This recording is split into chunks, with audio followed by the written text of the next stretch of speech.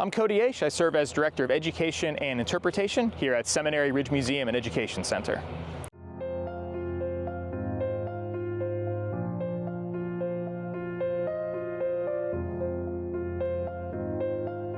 So the building itself that the Seminary Hospital is ultimately in dates to 1832. It's a nearly 200-year-old structure that was the original building of the Lutheran Seminary. That first came to Gettysburg in 1826, moved up here to the western side of town 6 years later.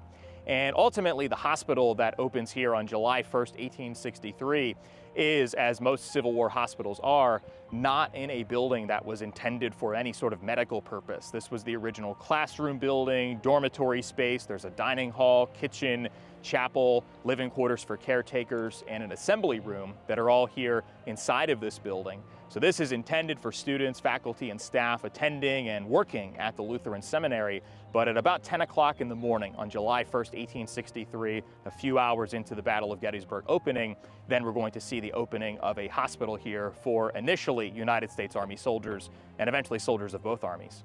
The Battle of Gettysburg begins at about 7:30 in the morning on July 1st, 1863. The first shot is fired about 2 miles to the west of us. And over the course of roughly the first 2.5 to 3 hours of fighting, it's going to be Union cavalry, about 2,700 United States soldiers serving on horseback, fighting dismounted, falling back ridge by ridge, buying time for the rest of the U.S. Army to arrive on the battlefield. When we start to see infantry arrive, foot soldiers coming up from the south of Gettysburg, commanded by Major General John Reynolds, a native Pennsylvanian from Lancaster County. When he arrives on the field with his staff, we're going to see Dr. George New, who is the Surgeon-in-Chief of the 1st Division, 1st Corps, U.S. Army of the Potomac. He's the man who actually looks at this building and decides that it would be a suitable location for a hospital. It's a large, solid brick structure. It has ample opportunities for airflow with all the windows that it has. It sits up on the ridge. It's not initially right on the line of battle, though that will change later in the day. It has access to water at a well. It has access to a fuel source with a lot of firewood in the woodlot that was here on Seminary Ridge. And so it's just sort of a natural position at which the U.S. Army can establish its earliest field hospital here on the battlefield just a few hours into the Battle of Gettysburg opening. The cupola at the top of the building is most famous for its use as an observation post the evening before the battle on June 30th and the opening of the battle on July 1st. And throughout the course of the battle will be utilized by several officers and civilians. Ultimately, soldiers of both armies will use it to try to make sense of the battlefield landscape and troop movements in the distance. But with the cupola, the idea is that in days before air conditioning, this was the means by which you would have warm air rise through the top of the structure, escape the top of the building through the cupola, and then cool down the lower floors. It's a really common feature, especially in the Federal era, which takes place sort of right after the American Revolution until the early part of the 19th century. But during the battle, it's going to become an extraordinarily famous place because it's used as this observation post by both soldiers and civilians alike. And then immediately after the battle, continuing up until today, it's a popular place that people tour to make sense of this battlefield landscape around us. And this is happening in the days immediately after the battle, when we'll see even nurses who are serving in the Seminary Hospital. They want to get a look from that cupola to get a sense of what exactly had just transpired on the fields around them.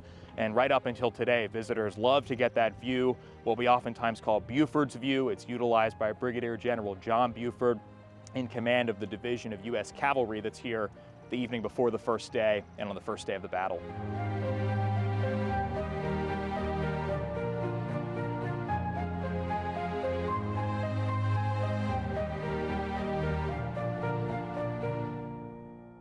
In a Civil War hospital at the beginning of the Civil War, we would have seen that hospitals are staffed primarily at the regimental level, at the basic building block of a Civil War army. But in 1862, there are a series of advancements that are made, largely under the leadership of Dr. Jonathan Letterman, who is the medical director of the United States Army of the Potomac. And he's been in that role for about a year by the time the Battle of Gettysburg opens. By this point in time, Dr. Letterman has sort of reestablished how federal armies are creating their hospitals. They're all at the divisional level. This is much more efficient. It's also saving a lot of lives as part of this bigger system, simply called the Letterman system. Here at the Seminary Hospital, Dr. George New is the divisional surgeon who decides that the seminary should be a location for a U.S. Army hospital. And as the day wears on, it would have been initially men who were all part of this one division of the Union Army that's fighting here west of Gettysburg. By day's end, though, we'll start to see that among the hundreds of wounded Union soldiers who are here, it's not well staffed, it's not well supplied. Lieutenant Colonel George McFarland, who is one of the officers who is treated in this building, commanding the 151st Pennsylvania Infantry, he would later write about how after Confederate forces take Seminary Ridge late on the afternoon of July 1st, suddenly all the food, water, medical supplies that had been here through the day, they're stripped from this hospital by the new Confederate occupiers who are here on Seminary Ridge. And it will be largely left to people like Elizabeth Kritzman, a local Gettysburg resident, who is, as the story goes, responsible for sneaking a surgical kit from a local Gettysburg doctor, Robert Horner, into the Seminary Hospital through Confederate lines. And people like Dr. Amos Blakesley, who is George McFarland's regimental surgeon, he will reportedly operate on Lieutenant Colonel McFarland with that kit, probably saves Lieutenant Colonel McFarland's life by amputating his right leg on the third day of the battle. In a surgical kit, there would have been all of the necessary tools to perform an amputation, ranging all the way from the opening steps, a tourniquet that is cutting off blood flow just above the point of the wound, to sometimes an ether cone, a brass cone that went over the patient's nose and mouth, through which ether or chloroform is poured as an anesthetic to put the patient to sleep during the process of the surgery. And then, of course, there are all of the tools that are used to cut through the different layers of skin with a scalpel, through the muscle, tissue, tendons, and arteries with a Catlin knife, and then with a bone saw that is actually used to amputate, to saw off the injured arm or leg. And then there are all these tools that are included as well to clean up that process as they go through snipping off any excess bone fragments with a forceps or filing it with a bone file. And then, of course, you would have had your suture that is used to stitch the patient up at the end of the process. On any Civil War battlefield, one of the main groups of people who is going to be responsible for taking care of these soldiers at any time are people who don't have medical training. The surgeons, of course, are going to provide that actual surgery, that medical care. But it's largely left to the civilians, men, women, and oftentimes children, who are going to be responsible for things like dressing wounds, providing bandages, writing home on behalf of these soldiers, reading scriptural passages to them to keep their spirits up, cooking for them. And the Seminary Hospital here is a prime example of that. It's one of the largest field hospitals on the battlefield, and pretty much immediately after the battle, starting as early as July 5th, after the Confederate Army has retreated, we'll see people like Sarah Broadhead, a local Gettysburg woman who comes here to the seminary for several days repeatedly on end. But then there are also people who are actually living in this building, the Ziegler family, who are the caretakers of this facility. Mary and Emmanuel are the steward and matron, and they have 5 of their children living here with them. I mentioned that there are oftentimes children who are responsible for being involved in this process of caretaking. Hugh Ziegler, just 10 years old in that family, he's responsible for taking wheelbarrows and gathering up amputated limbs on the outside of this building and burying them. He's having to grow up very quickly at just 10 years old. One prime example of hundreds of these civilian heroes and heroines who are responsible for taking care of these soldiers after the official medical attention has left. It's important to remember that at the start of the American Civil War, there's no military medical apparatus in play. In civilian life, there are no such things as ambulances, there are no such things as hospitals in the way that we think of today. And so when the Civil War began, it was quite common that a soldier wounded on the battlefield may lay there for days or upward of a week before he receives any medical attention. But by the time we get to Gettysburg, we'll see that this system has been put in place for about a year by Dr. Letterman, the medical director of the Army of the Potomac. And this Letterman system, one of its key principles is that there are these multiple stops along the way. The first one is an aid station or a field dressing station. We could think of that today as something like a first aid station or a nurse's office at a school or at a public location, though of course they're treating far more serious wounds than those instances would be today. But it's right off the line of battle. It's the first place that these soldiers are going to receive aid. It's usually in a simple structure like a barn, or it could even be behind a rock or a grove of trees, in a swale between ridges. It's an easily accessible location that's relatively safe. That's where soldiers are going to receive their initial triage, that sorting process of determining whether they had a minor wound, a surgical wound, or a mortal wound. From there, then, a soldier would go a little further off the battlefield if he did have a surgical wound. And that's where a field hospital comes into play, which is the quintessential thing that we think of when we envision a Civil War hospital. This is where the surgeries are taking place. This is where the amputations are being performed. But what we oftentimes forget is that soldiers are often in need of longer-term care, and that's where a general hospital comes into play. So if we think of the field hospital as the operating room or the emergency room of today, the general hospital is that longer-term hospital stay or a rehabilitation hospital, to use the modern terminology. And that's where soldiers are going for this sort of longer-term recumbency as they're awaiting either to go back to the front lines, to go into another piece of the Army that wouldn't require them to be on the front lines, or ultimately to go home if they're done with their enlistment or if they're in a condition that they can't go back into Army life. Those general hospitals are typically off of battlefields in larger cities or surrounding towns that are not right on the field of battle. But here at Gettysburg, we have a couple of unique instances. Camp Letterman, east of town, along modern Route 30, the York Pike at the time. That's the largest general hospital here at Gettysburg. And even this building, the Seminary Hospital, is likely the only location on this battlefield that started as an aid station where soldiers are coming to receive that first aid. Then it becomes a field hospital. But ultimately, soldiers from both armies are treated here for the next 2.5 months after the battle in a general hospital.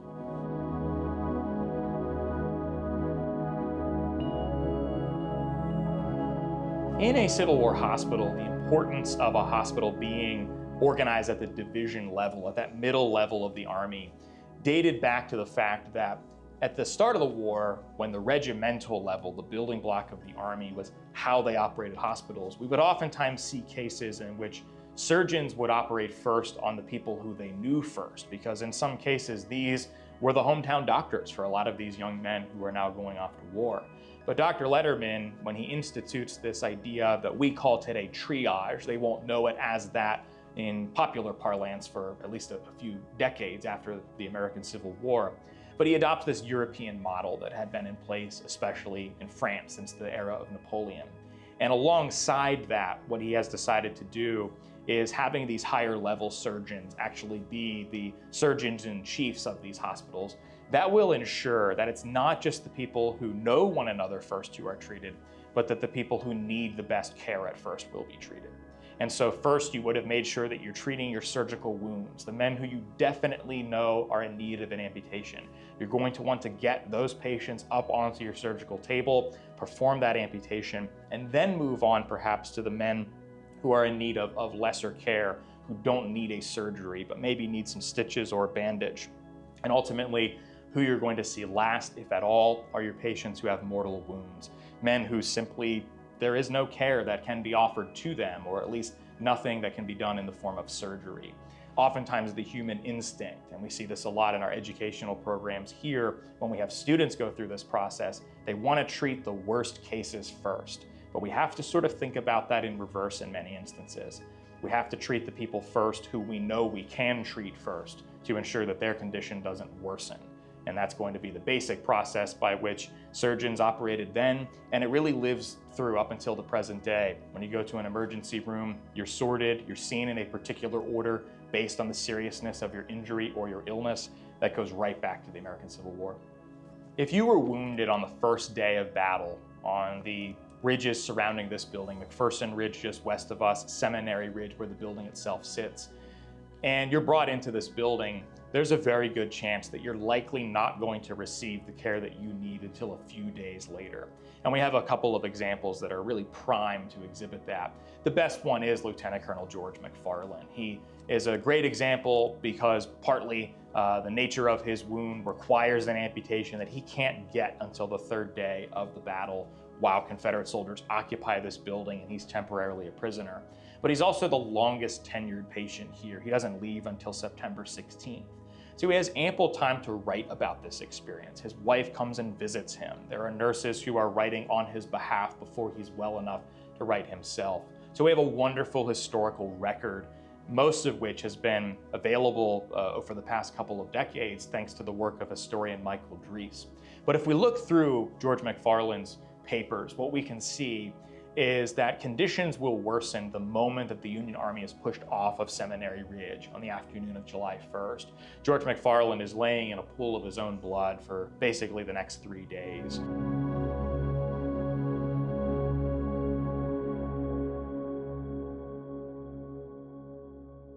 A room doesn't open up upstairs in this hospital until another patient dies, a regimental commander, Robert Cummins from the 142nd Pennsylvania. And so it's going to be this really kind of miserable state. The other thing we have to remember is that in addition to being inside of a hospital, which is a terrible condition in its own right, it's also July, temperatures are in the 80s, it's high humidity. These men are inside of this building that, yes, has a lot of airflow because of the number of windows that are here, but conditions would be stifling because it's absolutely overcrowded. And we have to remember that for 2 more days, the battle will continue, and there were Confederate cannon right outside the walls of this building. So the building is constantly shaking, windows are breaking, the building is being hit by artillery. And on top of that all, these are men who, by and large, are Union soldiers during the battle itself. There aren't Confederates brought here until after. And these Union soldiers are behind Confederate lines. They're in enemy hands. So they're prisoners, they're in a building that's being shelled, and they're suffering from their wounds that they likely won't receive treatment for at least another few days. Sarah Broadhead, a 30-year-old teacher who lived a few blocks away on Chambersburg Street. Her husband Joseph had aided in the days before the battle with a group of other local civilians and trying to block the Cashtown Gap to the west of Gettysburg. They've hunkered into their basement for a few days, and ultimately on July 5th, Sarah Broadhead decides that she wants to come here to the Seminary Hospital. We know what she wrote because not only did she keep a diary, but she ultimately published 1 month of it from June 15th to July 15th under the heading, The Diary of a Lady of Gettysburg, Pennsylvania. And she sold copies for the benefit of the United States Sanitary Commission, which benefited in much the same way as the precursor to the American Red Cross and other organizations like that today will benefit the U.S. war effort. And money would go to helping wounded soldiers and soldiers just in camp throughout the United States military. We can read throughout her diary a couple of really great examples of what this decision is like to come here, what she's witnessing when she's in the seminary hospital, and what she takes with her for the rest of her life. On July 5th, she gives us a sense of the first time that she's coming to the seminary hospital, how difficult this is. By writing, "Early this morning, I went out to the seminary. What horrible sights present themselves on every side, roads strewn with dead horses and the bodies of some men, though the dead have nearly all been buried, and every step of the way giving evidence of the dreadful contest. When she approaches the front of this building, she ponders, shall we enter the building or return home? Can we endure the spectacle of hundreds of men wounded in every conceivable manner? Some in the head and limbs, here an arm off, and there a leg, and just inside, a poor fellow with both legs shot away. It is dreadful to behold." That's how her first experience is when she enters this hospital. 3 days later, she has what she considers her worst example of care that was needed here at the seminary hospital. She says that she had been here for 3 days, walking through the building, and realized on July 8th, I found I had only seen the lighter cases, and worse horrors met my eyes on descending to the basement of the building. Men wounded in 3 and 4 places, not able to help themselves the least bit, lay swimming in water. She's going to get a fellow aid worker here at the seminary hospital, and they're going to drag these men who have been nearly drowning in water, who have been in the basement of this building for nearly a week, who had tried to escape the artillery fire that had taken place on the outside of this building, and they'll drag them upstairs, nearly 100 of these men up to the top floor of the building that's being used as a hospital space. She'll be here for several more days, but the line that really jumps out to me is the most poignant among Sarah Broadhead's recollections, and that's really a great life lesson for us all. is she simply writes on July 7th, "We do not know until tried what we are capable of." And it's a prime example of this civilian who on June 30th, 1863 is unaware of just how much her and her townspeople's lives are about to change in the coming days. And suddenly, for the days after this battle, she's seeing these horrific sights.